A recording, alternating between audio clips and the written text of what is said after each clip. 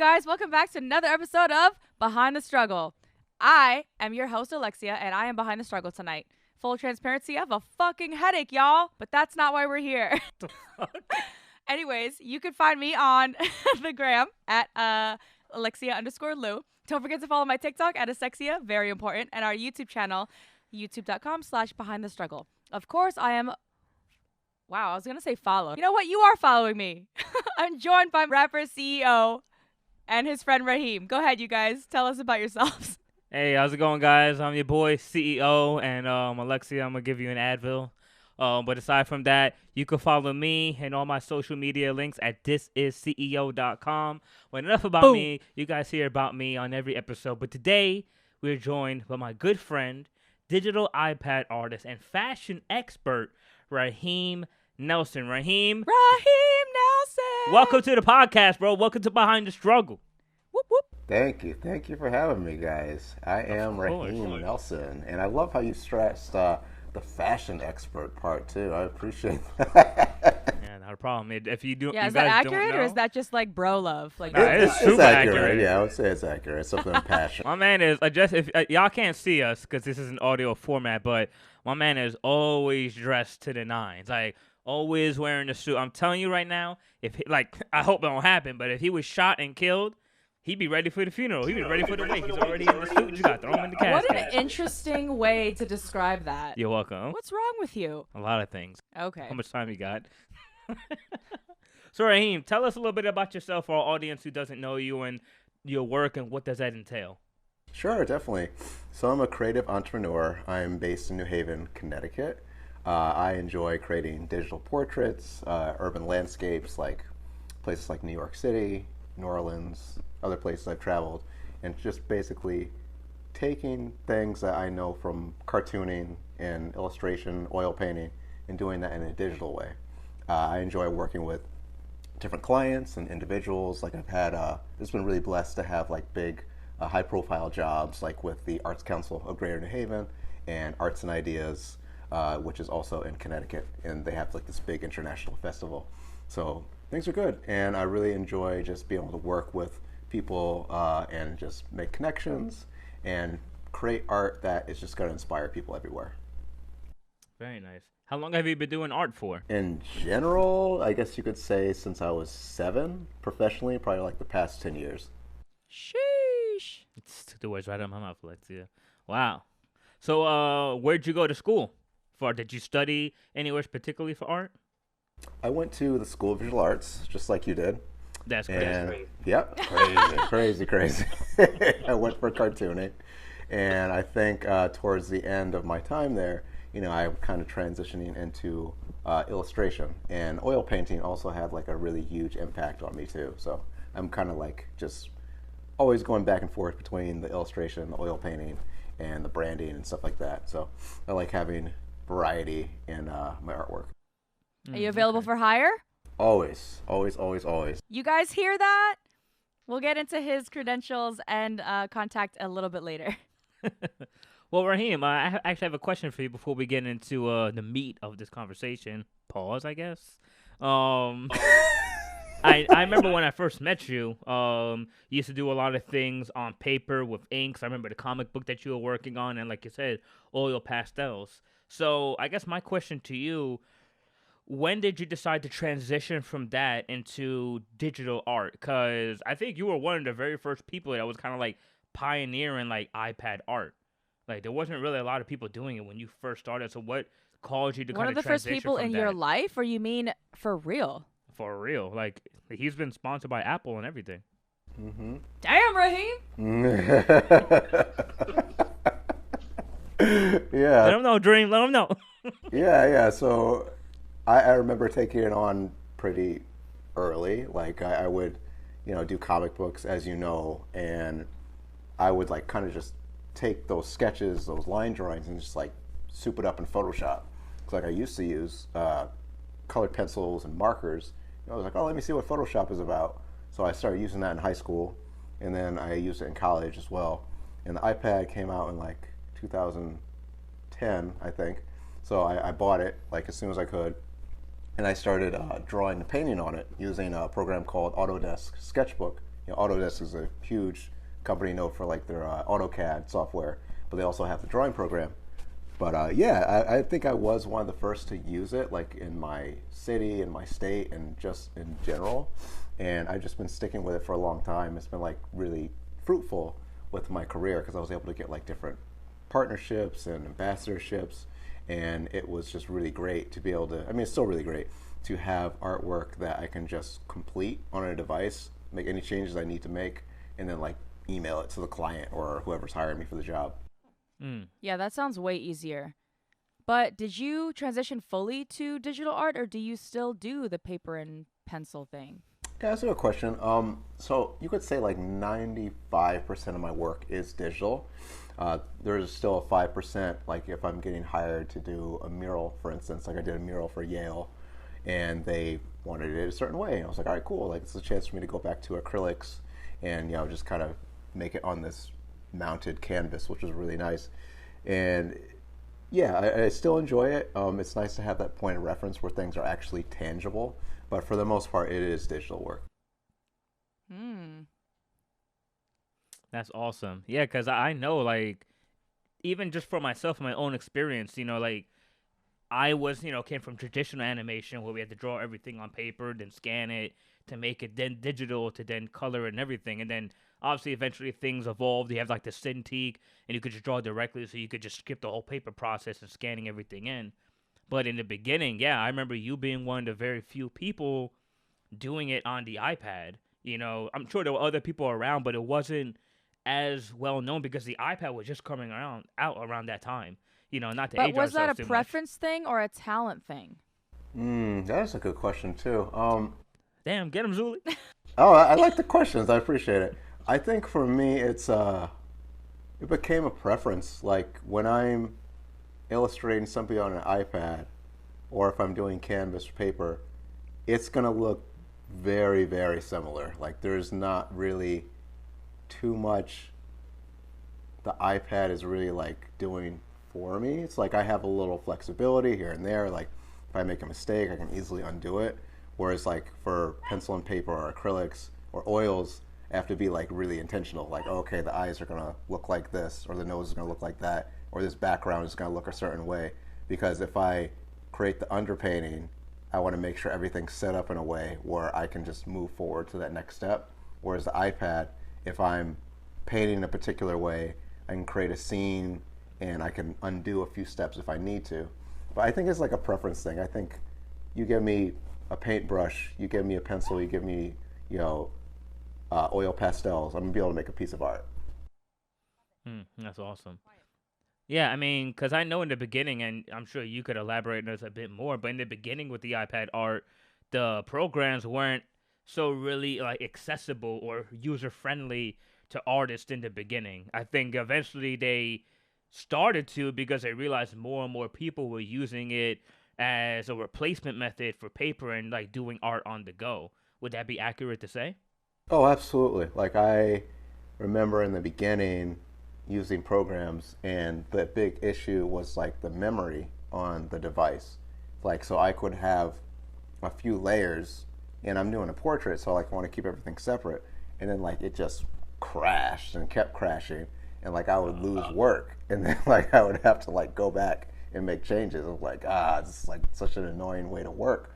So like I would have. Oh, we've had to deal with that on Behind the Struggle a couple times ourselves. Yeah, I bet. Struggle, right? I mean, they're at a point now where they're very seamless and the memory is great, but like in the first year, 2 years, I was like, you guys need to fix this. I need a device where I can actually create work on. So then right now, today, would you say that it's faster to do art digitally, or would it still be faster to do it tangibly? I think for me personally, digital is just going to be a bit faster. And I do kind of miss that tactile feedback of drawing on paper. Like there are screen protectors and stuff you can get, but nothing's really going to beat that for me. I really do enjoy just taking artwork to a canvas. And for the most part, iPad art, is really what I enjoy. But yeah, just not having that tactile feedback, like it kind of made the process of getting into it a bit more difficult because like you're just drawing and painting on a tablet. It's like a piece of glass. So I kind of had to get out of my own head to just make it into a viable art form. Because I'm not an artist. Surprise, guys. But I feel like if it was on some sort of digital platform, the more detail or like the more capabilities you have on this device, the longer time you would spend on it. That's what the thought process that was in my head. Like you're like on this iPad and you're like, wow, this looks great. Like if I drew this, this would be one and done. But because I can like mirror and like whatever, draw this, or I don't know any artist terms, but do all of this stuff, then you're like, oh, it's never ending. I just want to add more and more and more. Yeah, that's a good point too, because it definitely can get like that, like especially, like if you're not careful. I think where I try to hone myself in is like kind of being a traditionalist. Like I will paint a digital portrait with the same mindset of like if I was using canvas. Like I've got all these options over here, but maybe I'm just going to pick this, this, and this. Like I did one of my my wife a few years ago, and I approached it like I would approach a digital, not a digital, but an oil painting, like a traditional oil painting. So there got to a point where I was like, okay, like I'm ready to be done with this. I'm ready to be complete. And there's a quote from some artists where it's basically like you're never really done with a painting. Like you just kind of choose to abandon it. And that kind of resonates. Like you do have to find that point in any medium where it's like, okay, I can walk away from this and I'm going to consider it complete. I could do more if I really want to, but I'm going to choose not to. It's funny you said that. I mean, shameless plug, but it's funny because that same quote that you said, I actually used that in a song that I wrote called "The Overachiever," and it was basically saying like an artist's work is never done, just abandoned. Because you can always do more work to it to try to perfect it, but at a certain point, you kind of had to just like leave it as it is and just walk away. Where'd you guys get that from? The school that y'all went to? I don't know. I would have to look it up, like you would think. But I feel like I just probably just reading a book or something and I found it. But like it resonates. Yeah, definitely. So Raheem, my next question though to you is also this, because you have a very unique brand. Because I remember when you were starting out, you used to go to like some of the public parks like with an easel, and you would put your iPad on an easel, and you would show up there wearing a suit, painting stuff in public. And I know usually there's this stigma or stereotype with art students that they're struggling and kind of like dressed all like, like, where was TikTok back then? Like, yeah, they don't really know how to dress well per se. So here you are, this person that's walking around Central Park or Union Square, in a full like suit and an easel and an iPad, and you're painting stuff. So what kind of inspired you to infuse these two things, like bring the fashion with the art? That's great. Yeah, I'm glad you remember that. And yeah, I think first point I want to make is I'm about to just start doing that again so I can go viral. Like, I can't believe I stopped doing that. But I think for me, fashion and art are intertwined. Fashion to me is just like another form of self-expression and another art form where I can take like, well, I'm going to wear this suit today it looks like it's navy from a distance, but like if you get close, like you can see there's a burgundy window pane pattern, and maybe my tie complements all that. So yeah, part of it is very intentional to kind of play up the fact that I'm an artist and I'm well dressed, and I'm not like this artist that like just gonna go out looking crazy or shabby or anything. Like self-image is really important. How you show up for people is very important, and also consider it a sign of respect. If I'm talking to somebody, if I'm meeting with somebody, I really want them to feel like they're dealing with a professional. And just showing up that way has opened up a lot of doors. Like it's the talent, which is great, and the image. So like they always go hand in hand for me.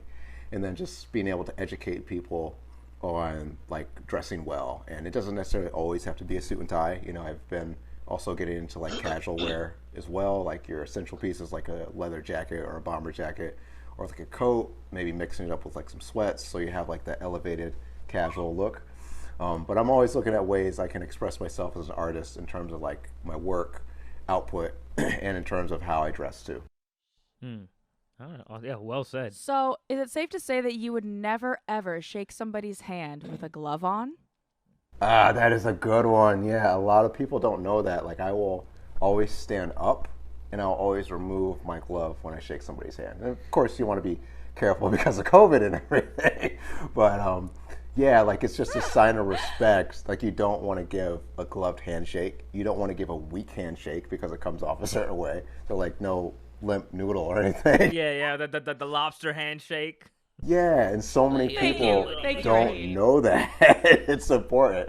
And, I understand not every woman is going to feel the same way about it, but like I'm old school, I was raised by my mother a particular way. It's like, hold a door. If you're on a date, like bring her chair out so that she can sit, like be cordial, like those kind He of things is go a long married, way. you guys. Already married. Just keep it moving.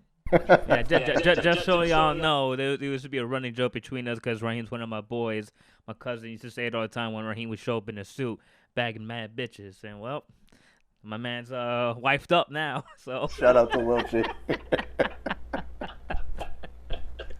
No, but that's very well said, Raheem. And I don't want to go too far into this, but I definitely want to touch on it because it is coming to my mind right now. And in light of things that lately been going on. But do you feel, as a black man, presenting yourself Wait, wearing he's a what? suit? That's crazy. Raheem, are you sure you're black? Not joking. Oh, yeah, I guess so. But as a black man, do you feel that you get looked at differently, or people like change the way how they approach you or view you when you do wear a suit? Do you feel like it kind of makes you invisible to certain things and not being stereotyped? What kind of question is that? He's always in a suit. How is he going to tell you how he's treated when he's not wearing one? Because Raheem wasn't born in a suit. I know Raheem pre-suit days. He wasn't? No, I could definitely own up to the fact that I wear suits probably 8 times out of 10 now. Like I am kind of doing a bit of the casual thing, maybe on like a Friday or something like that. And I always notice the difference. Like it's very clear and very apparent. And it's funny that you mentioned invisible because, just talking to John Paul about all this stuff, and John Paul was on here before too.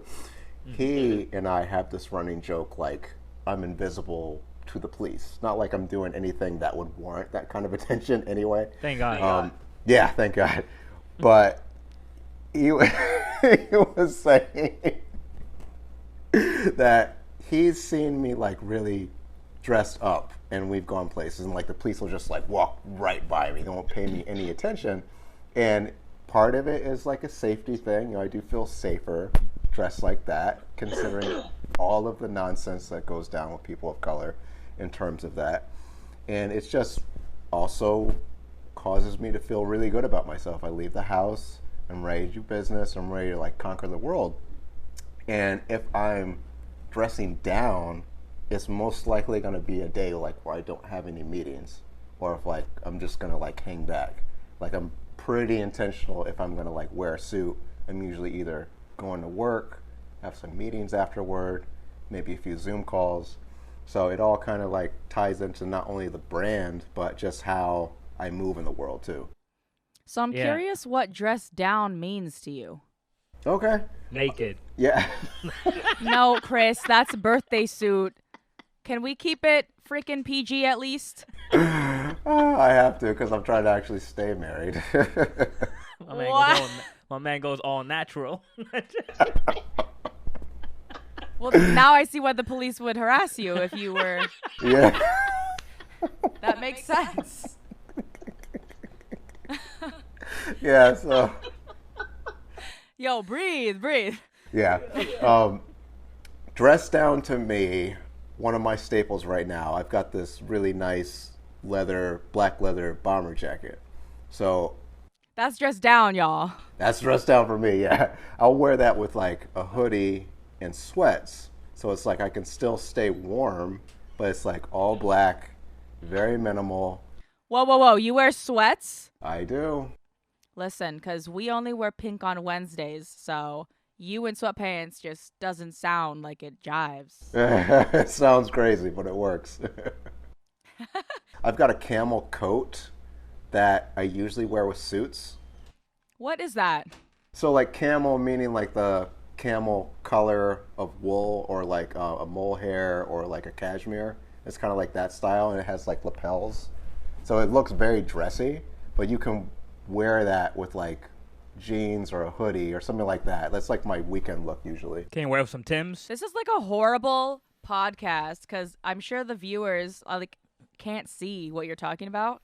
So it's like we're trying to describe this and we're like, wait, do you get it? Do you guys get it? Or follow me on IG because the looks are featured there. We will definitely plug that later. Let's get back into the art.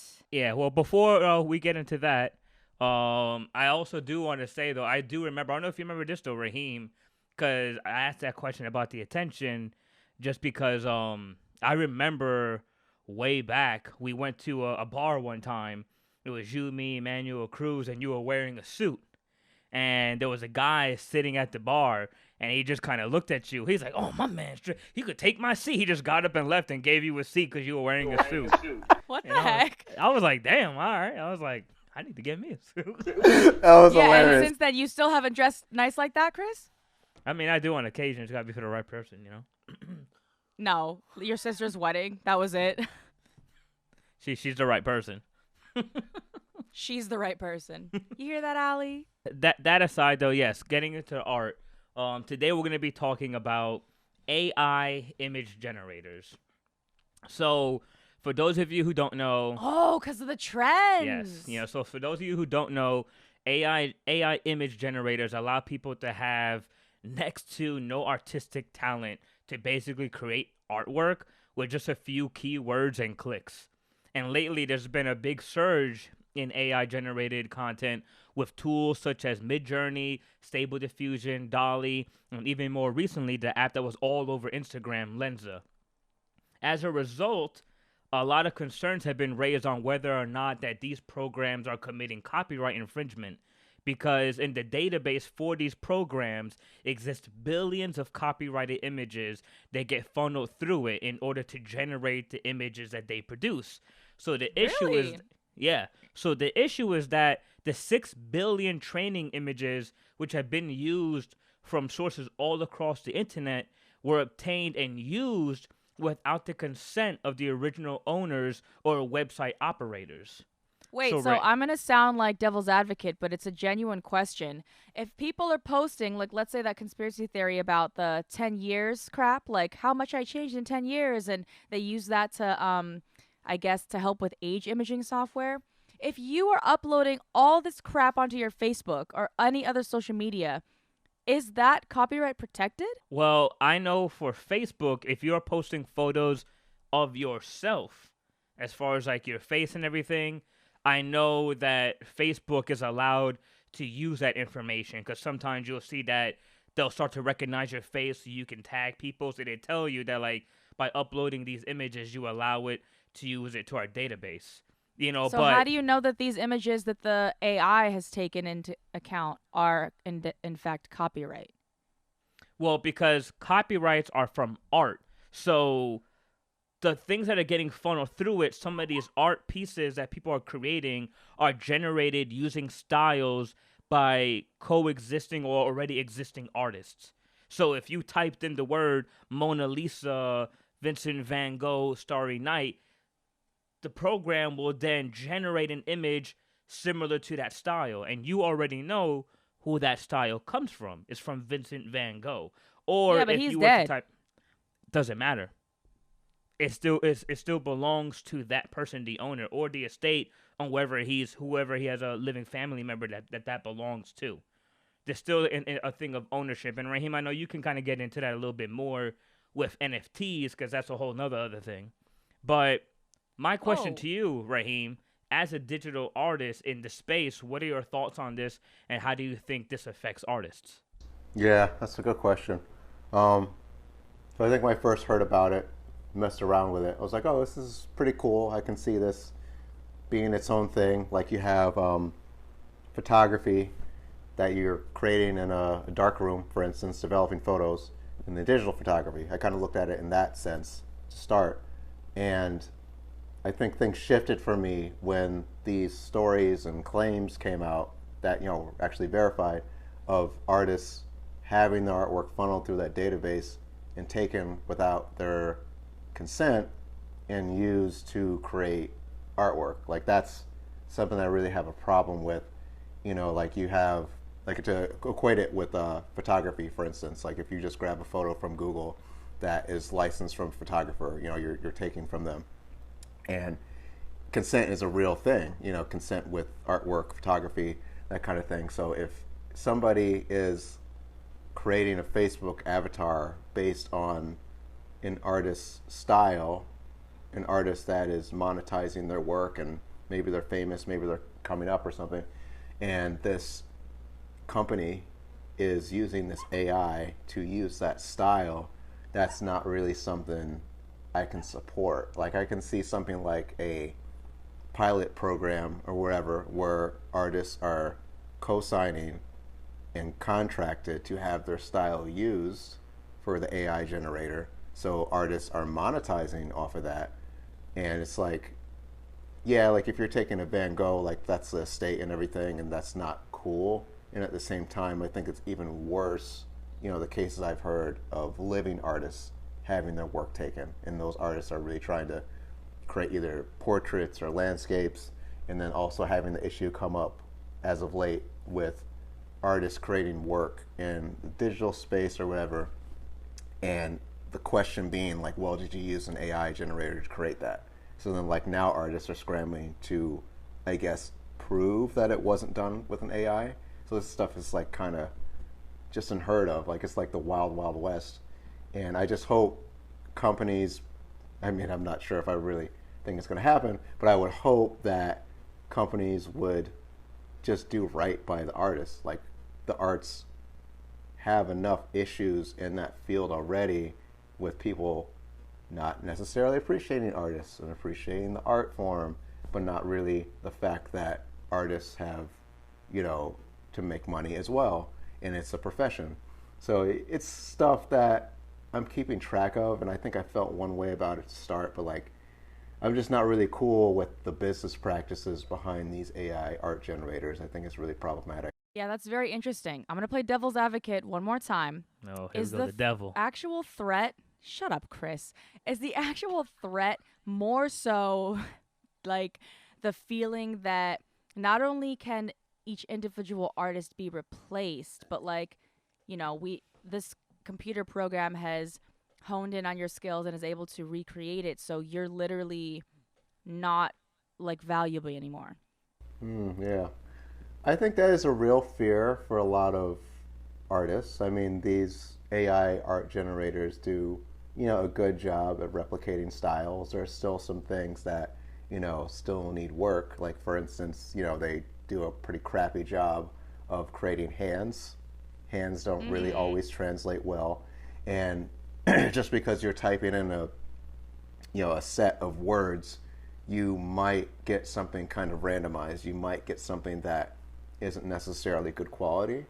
And like just having that trained eye, you can kind of discern like, well, this is done by an AI and this looks good here, but not really that good there. So like put simply, like AI art to me still doesn't really have a soul.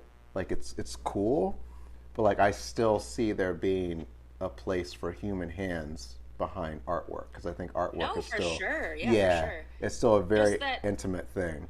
It's obviously going to forever be improving itself. So right now, I think you're right. It can't do hands. It doesn't know exactly what it's doing. I caved and did one of the stupid TikTok trends to AI my face, and it was only accurate like 1 out of 10 times, I think. But on the same respect, like, AI or like just robots in general have taken over, let's say, you know, grocery store cash registers, right? Or, CVS. So like no one's complaining that that job's going away. I guess I understand because it's not an art, but my point is like we already have machines that are slowly taking over things that humans used to do. And now it's coming into this whole world where it's a world of creativity, not like physically being there. Well, I think the issue with it as well is that these artists, especially living artists that are creating certain pieces of art, and kind of like you were saying before, Raheem, to your point of they have to prove on whether this is an AI generated image or not, it almost undercuts the value of artists' said work. You know, Well, let's because be real though. The AI art takes a couple of seconds or a couple of minutes. A real artist, if they're good, they would take a long time. And that speaks to their talent. I'm not saying that that's like a con in this list of pros and cons. I'm just saying. no, but that's what I'm saying to the point of that. Like it undercuts the value, but also undercuts the artist as well. Because like you said, if a good artist, and sometimes it won't take them a long time, depending on what the piece is. You know, there's that story. I forget who the artist is, where there's a lady sitting in the park, and she asks him, you know, to do a portrait for her. So he does the portrait, and he charges her $500 for it. And then she's like, "But it only took you 5 minutes." And then he's like, "No." He's like, "It took me my whole life to get this good to be able to do it in 5 minutes. You're not paying me for the time. You're paying me for the skill."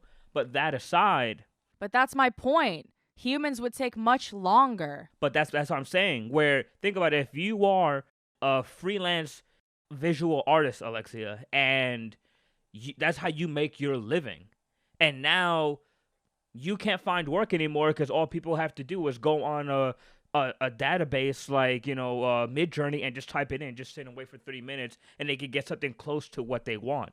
Now All right, that's don't you take this that's being affected personally. by I'm that. still playing devil's advocate. I hear what you're saying, but same thing with cars, right? We used to need mechanics. Now cars are being all electronic. That's now a whole new profession, and or robots that are fixing these electronic cars. So they're removing old school mechanics from fixing real engines because there aren't engines anymore. They're batteries.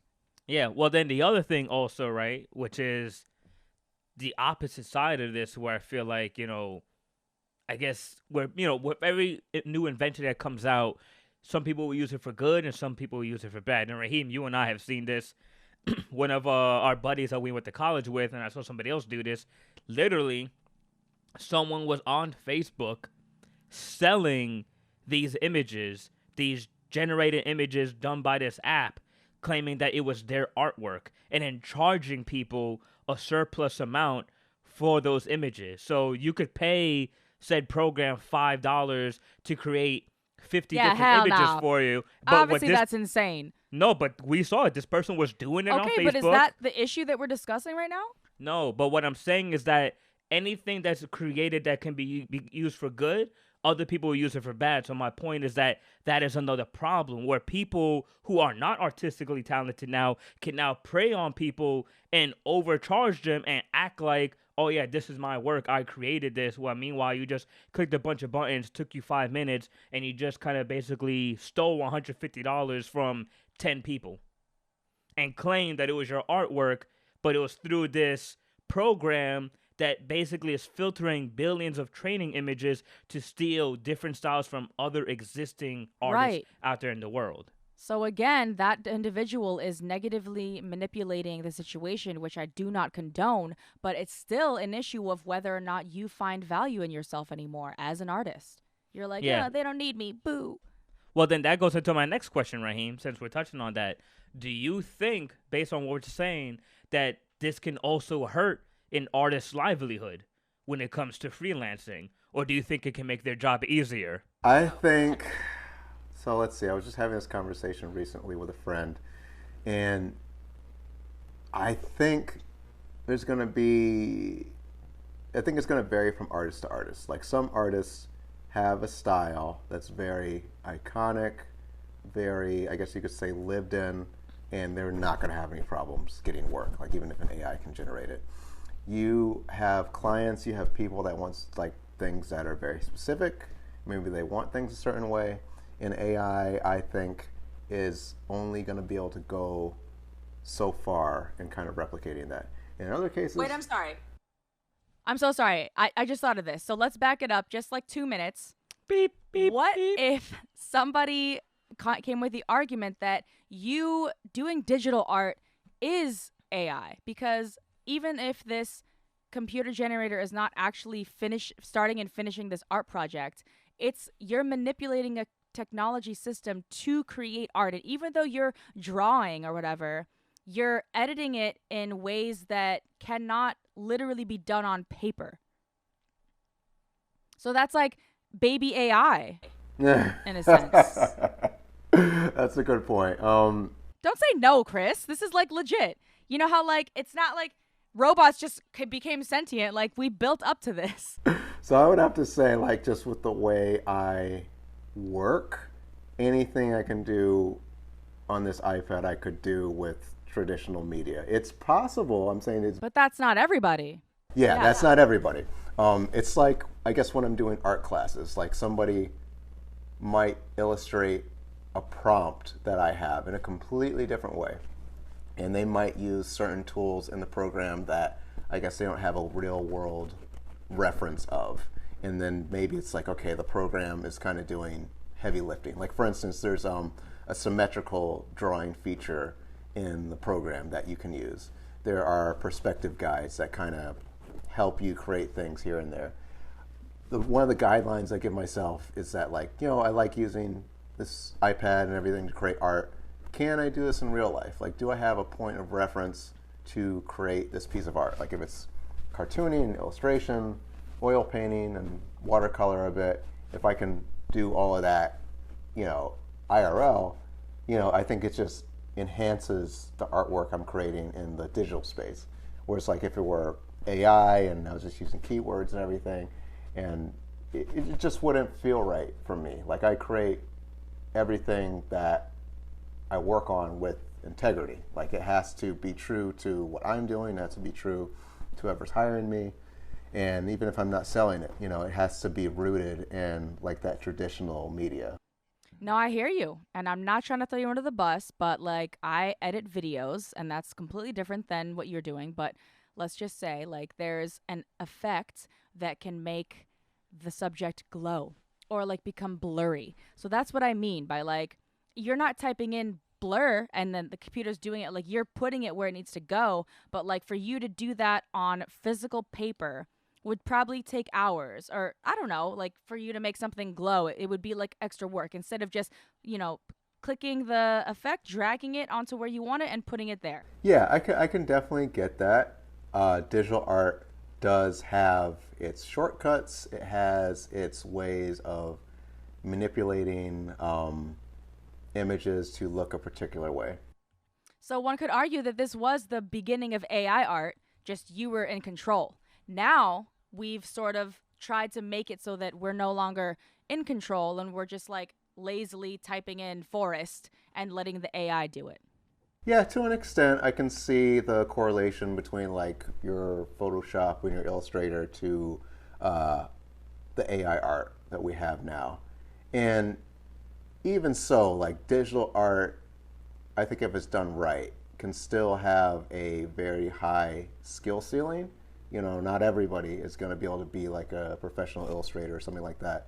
And even the people that are adopting AI art, you know, like for instance, like I think somebody online I saw was trying to do an AI comic book, and they were trying to have it so that things were consistent, and like it was just wildly all over the place with the characters because the AI is not replicating everything the same way each time where it's consistent. Of course, that's too big of a project. Well, that's the thing, because it's going off of the database. Right. Yeah, it's going based on the 6 million images, using those as reference on to recreate as a fresh what it is you're piece telling every to it. time. Yeah, it's not referencing the things that it's already done to keep the story cohesive. I understand. And it's actually funny, I guess we'll transition into this, because right now there's actually a class action lawsuit in regards to these programs going on right now. There is? Yeah. So what's going on right now is that, to kind of break it down a little bit, every image the program generates is a derivative work, because at its core, its source for generating said images is based off of the reference. This matters because the right to produce and distribute derivative work is known as the adaptive right. It's an exclusive right of copyrights. Therefore, a derivative work cannot be created without the authorization or copyright of the owner. Then how are all these apps allowed to put out all this AI stuff? Now, a transformative work takes the original copyright work and changes its very nature to such a degree that the use no longer qualifies as infringing because it serves an entirely new purpose. So works that are derivative need permission from the owner, and works that are transformative do not. So the real issue of the case going on is, are these programs and the art that they are generating constitute fair use? And who's judging that? It's obviously going to be different with every single piece of art. And then it's literally like based on opinion and their knowledge and experience. Yeah, I mean, derivative, it's like it's heavily inspired. So I'm gonna go into hip hop terms for a sense. My head hurts. Logic, gets a lot of flack because sometimes the songs that he creates, or even certain like sounds that he does with his voice or beats, people would be like, that's very like Kendrick. Like to the point where like you're sampling the same beat or it sounds exactly the same, even the flow and the vocal inflections that you're doing. But I would say like a transformative piece of work is like, Weird Al Yankovic, where you had Coolio who made Gangsta's Paradise, and then Weird Al Yankovic made Amish Paradise, which was a parody. It was transformative, so it was a parody of it. It basically became its own thing. It wasn't a direct like copy. So that's kind of like in the music world where that kind of goes on. But he didn't have to pay for the beat or the rhythm or anything? Not to my knowledge, no. Because I think Weird Al Yankovic tried to get sued, but because it's parody, I think it falls under fair use. No, they tried to sue him. Oh. But they couldn't. So it falls under fair use because it's a parody. Really? Mm-hmm. Yeah. That's more infuriating than this AI art topic, in my opinion, but okay. Yeah, well, it doesn't just stop at digital art. This technology is going to affect all audio, visual entertainment as we know it, and will continue, and like Alexia said, it will continue to improve in the future. Like, did you guys hear about that AI rapper, FN Mecca? Yeah, I did. Very briefly. All right. So, for those who don't know, there was an AI rapper who went by the name of FN Mecca. Basically, it was these two white guys who created an AI program to write lyrics and even make beats. And then he got a record deal with Capitol Records, and it had 10... Wait, the AI was writing the songs for them too?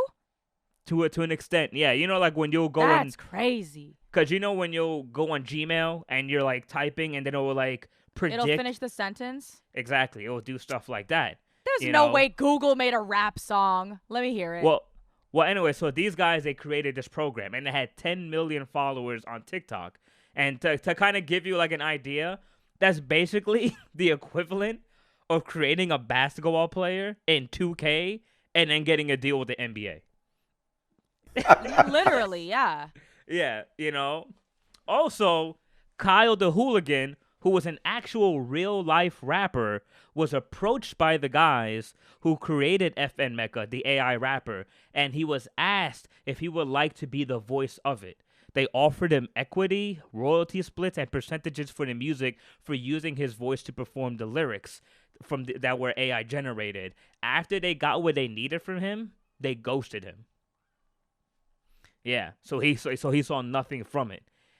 And after 1 week of signing the deal with Capitol Records, they were dropped from the label, and this statement was put out in regards to it. It says, "It has come to our attention that our company has decided to partner with Factory New on signing the artificially designed rapper FN Mecca. While we applaud innovation in tech that connects listeners to music and enhances the experience, we find fault in the lack of awareness in how offensive this caricature is. It is a direct insult to the black community and our culture. An amalgamation of gross stereotypes, appropriative mannerisms that derive from black artists, complete with slurs infused in the lyrics. This digital effigy is a careless abomination and disrespectful to real people who face real consequences in real life. For example, Gunna, a black artist who is featured on a song with FN Mecca, is currently incarcerated for rapping the same type of lyrics this robot mimics. The difference is your artificial rapper will not be subject to federal charges for such things. So yeah, they face a lot of backlash because it was basically two white guys. I feel like I'm in a leaf pile of information. So it was basically two white guys and an Asian dude. They created this program, and the lyrics it would generate, it was saying the N-word left and right. And then they asked a black guy to give his voice to it so they could say the lyrics, but he wasn't the one creating the lyrics. So it kind of got to a point where people would like almost understand. So like they're appropriating the culture literally. Like if you go to like FN Mecca's like TikTok, he has Supreme or Gucci shit all over. He even had this one where it was him being locked, like being attacked by the police, and he was talking about police brutality. And the people are like, "What are you what are you doing? Like, what do you mean? Wait, what do you mean? Was there more than just the songs AI created, or was there like a digital image or a picture of him? There was an actual avatar of him. He had like green dreadlocks, like a metal jaw, and everything. What? And yeah, he looked like a Fortnite character. Oh God! Wait, so whoever signed him, they didn't look into this prior? A week later, they're like, "Oops! Like, what?" Yeah, because like I said, like people came out and were like basically exposed. Just because he had 10 million followers, they were like, "Yeah, we're gonna sign this, whatever it is." Yep, and then a week later they dropped him because they found out the people that created him were not black and they were using the N-word like left and right in every song. How wildly unprofessional! That doesn't even sound like it's real. Yeah, so it's stuff like that what I'm talking about as well. It's like the AI like bleeds into these other things, and it's like how do we delineate and like draw the lines, because I feel, and touching on what Alexa was saying earlier, more and more each day business and companies are trying to implement ways where they don't have to worry about having a human staff. Like you go to a McDonald's and you order everything off of a screen. Amazon literally has robots delivering packages to you. Tesla has self-driving cars, so the shift is happening more and more each day. Now we're seeing it in art. Now we're seeing it in music. Robert Kurtzman, he has this theory called the singularity theory, where basically artificial intelligence is going to get to the point where it's indistinguishable from human intelligence, and then it will surpass us. Sounds very Terminator-ish. Yeah, but we're getting to that point because you look at the stuff like the people wearing. I mean, like right now I got Bluetooth headphones on. Some people have Apple Watches or they got those Fitbits, and they're already getting us comfortable with these wearable technologies. Like even Elon Musk got that Neuralink chip they want to put in people's brains. So it's like they're already getting us comfortable with integrating our very bodies with this technology. So that is just the next step. It's just the logical next step with all this stuff. Scary. Welcome to the world. I don't want to be here anymore. I mean, let me ask you guys. I already know Alexia's answer, but Raheem, just for entertainment, I'm gonna ask you. If the option was given to you to implement robotic technology with your biological body and that it could extend your life, would you do so? I'm good. I've seen Altered Carbon, and it didn't end so well for that guy. Straight.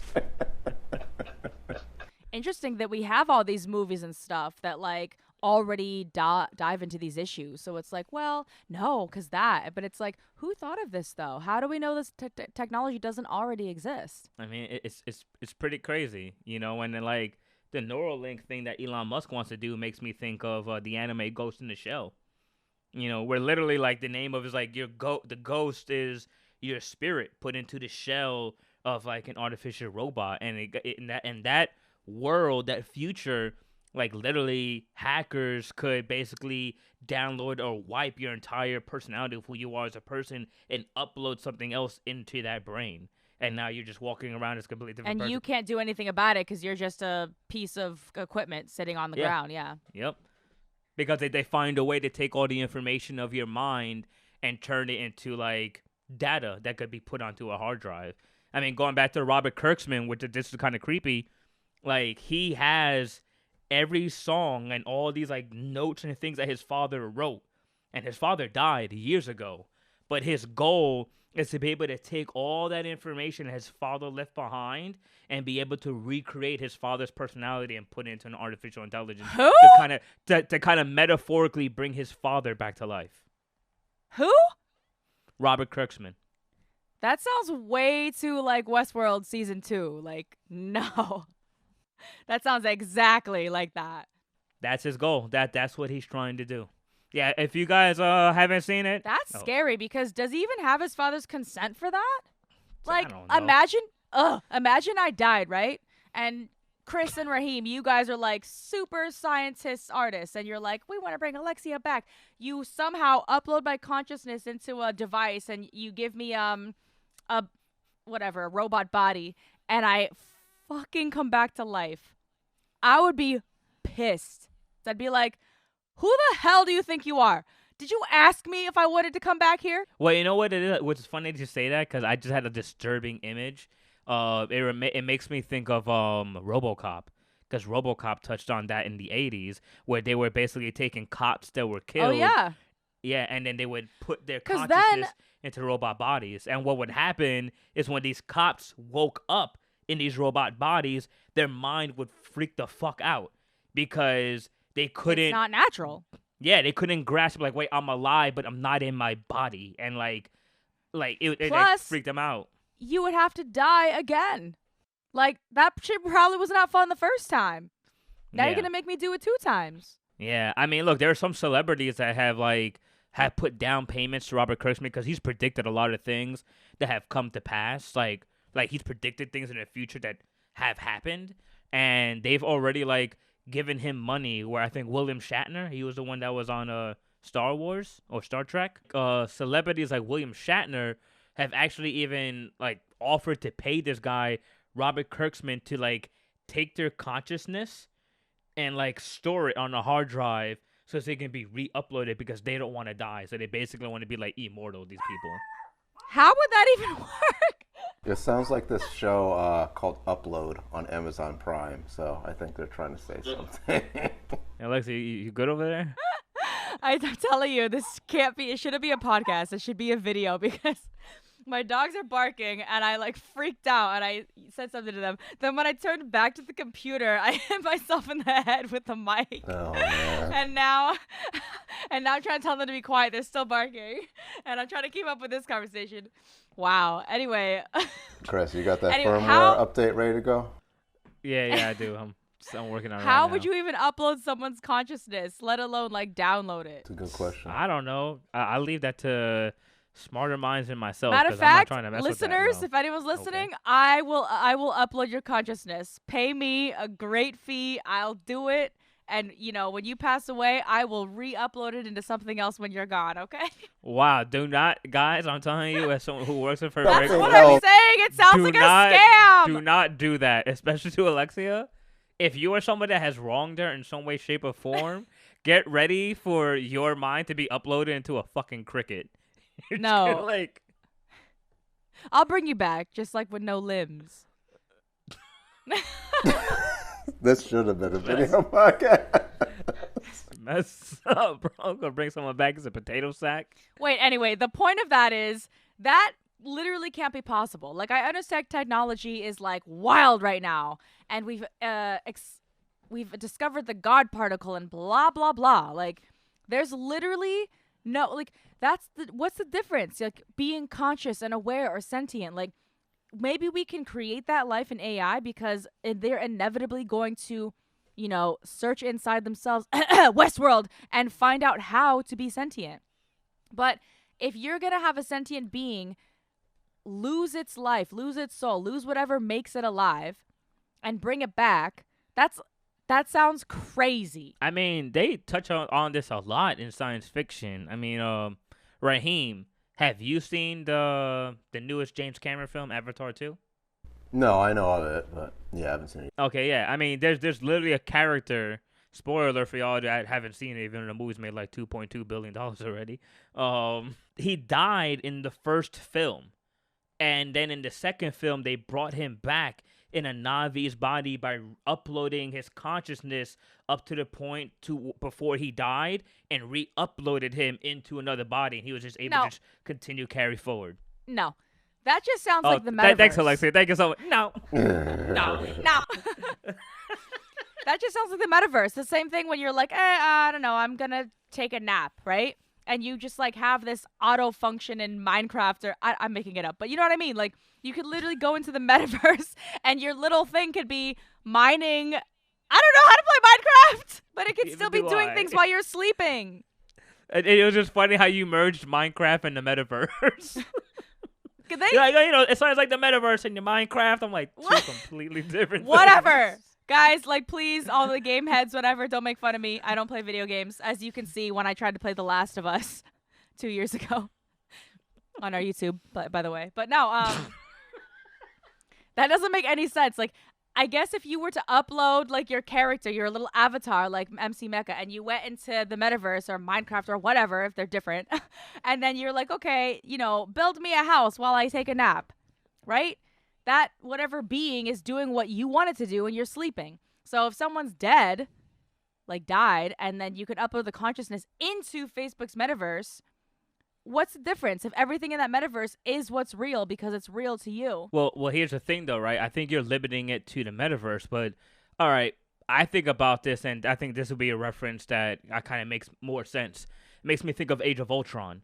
Remember when Ultron became aware? He had access to everything on the internet, like all human Yeah, and then he history, didn't want to be every here database. anymore. Yeah, but the thing is, his Facts. consciousness was alive in this digital realm. That's why they found it so hard to kill him, because he could inhabit so many different bodies, because his consciousness wasn't limited to the shell of one particular like body. Yes, but that's like where he was created. But that's what I'm saying. If people can find a way to take all the information and personality and basically turn your brain into a hard drive where they can download all that information and everything that makes up your personality, they can then re-upload it into something else. But that's my point. It's too faulty. Have you seen Westworld? It's literally impossible. Yo, I didn't say it was possible. I'm just saying there's people that are going to try. But even if, let's say hypothetically, that was going to happen, technology is advancing at a rapid rate, but let's say we're not going to get there for another, like, couple centuries, because that is crazy. You out here dying in 2003, and then you're going to come back in 2543. Whoa. Well, first of all, if Robert Kurtzman's theory is correct, I think he says by the year 2042, that's when all this stuff will be happening. Because something he broke down that he was saying, he was like, you look at your cell phone, right? Like every year a newer model comes out. Same thing with computers or video game systems. And he said technology is the only thing that improves upon itself. So once a newer version comes out, a newer version is then built upon that and it gets stronger and stronger. Technology can improve upon itself. It cannot recreate like human emotion or conscious altered thinking. Well, let me say this. You guys have all heard the concept of the idea, right? That we're only able to access like a certain percentage of our mental capacity, that we cannot fully I have heard that. We cannot fully grasp 100% of our mind. You know, that we're unable to do so at the moment. So my point to what his theory is kind of what he said before. Artificial intelligence is going to get to a point where it's indistinguishable from human intelligence, and then it will surpass it.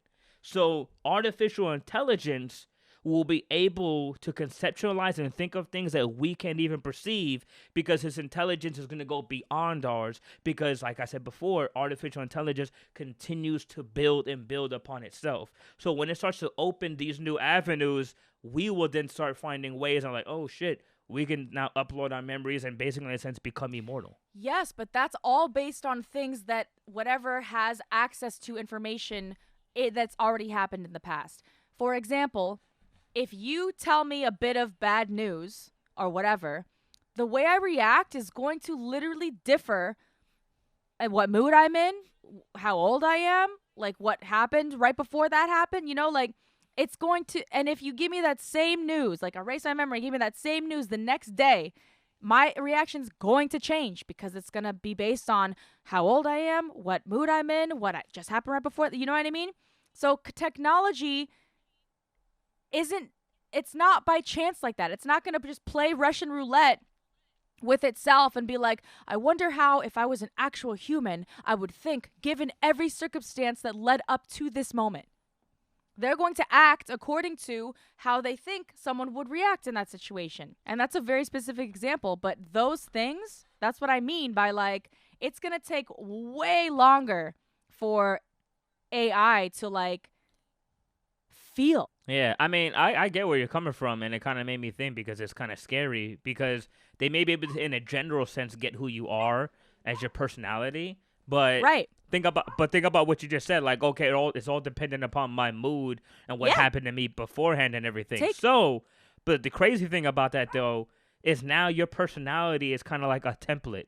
You know, I mean, Raheem, you play video games just like I used to. You know, when you can, in certain video games, you can create characters, and there's certain, like, body types, like type A, B, C, D, and then you could build upon those types and add different things. So, going based off of that example, like, using, like, let's say someone did upload Alexia's memory, like, a generalization of her, and then she's like, well, it's not like an exact copy of me.